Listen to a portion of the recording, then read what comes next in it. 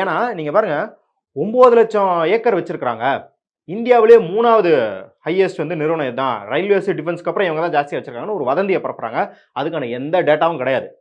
நீங்க 9,00,000 கோடி 9,00,000 ஏக்கர் உங்களுக்கு இவ்ளோ கன்சர்னிங்கா இருக்குன்னா, இங்க மெட்ராஸ் ஸ்டேட்ல பஞ்சமி நிலம், தலித் மக்களுக்கு குடுத்த பஞ்சமி நிலம் 11,50,000 ஏக்கர்.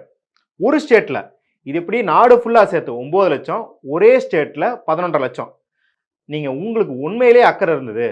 நிலத்தை வாங்கி நிலமற்றவர்களுக்கு தரணும் அப்படின்னா, இந்த 11,50,000 ஏக்கருக்கு என்ன பண்ணீங்க இதுவரைக்கும்? பஞ்சமி நிலம் அப்படிங்கிற வார்த்தையாவது பாஜக பேசிருக்குமா? பேசல. ஆனா வக்ஃப் வாரிய சட்டத்துக்கு ஏன் பேசுறாங்க அப்படின்னா, வட இந்தியால இருக்கிற இந்துத்துவமயப்பட்ட பியூரோக்ராட்டிக் இன்ஸ்டிடியூஷன்ஸ் எல்லாமே, அது வந்து சிட்டி மேனேஜ்மெண்ட் ஆகட்டும், இல்ல ரயில்வேஸ் ஆகட்டும், எதாகட்டும், தொடர்ந்து வக்ஃப் வாரியத்துக்கிட்ட இது எங்க நிலம் எங்களுக்கு குடுங்க, எங்களுக்கு குடுங்கன்னு டிஸ்பியூட்ல இருந்துகிட்டே இருக்கு லிட்டிகேஷன். இப்ப அதையெல்லாம் ஈஸியாக்கி இஸ்லாமியர்கள் இருக்கிற கொஞ்ச நஞ்ச நிலத்தையும் பிடுங்கணும். ஏற்கனவே பார்த்தீங்கன்னா, இஸ்லாமியர்கள் இருக்கிற நிலத்தை பிடிங்கினா பாபரி மஸ்ஜிதை சுத்தி இந்த காம்ப்ளெக்ஸ் கட்டுறது எல்லாம் பண்ணியிருக்காங்க. அங்க இஸ்லாமியர்கள் மட்டும் இல்லாம இந்துக்கள் வச்சிருந்த கடை, சின்ன சின்ன வியாபாரிகள் எல்லாத்தையும் அடிச்சு துரத்தி தான் பண்ணியிருக்காங்க இல்லையா? அந்த மாரி இவங்க இஸ்லாமியர்கள் இன்னைக்கு கடை வச்சிருக்காங்க. மசூதிகளை சுத்தி நிறைய எஸ்டாப்ளிஷ்மெண்ட் வச்சிருக்காங்க இல்லையா?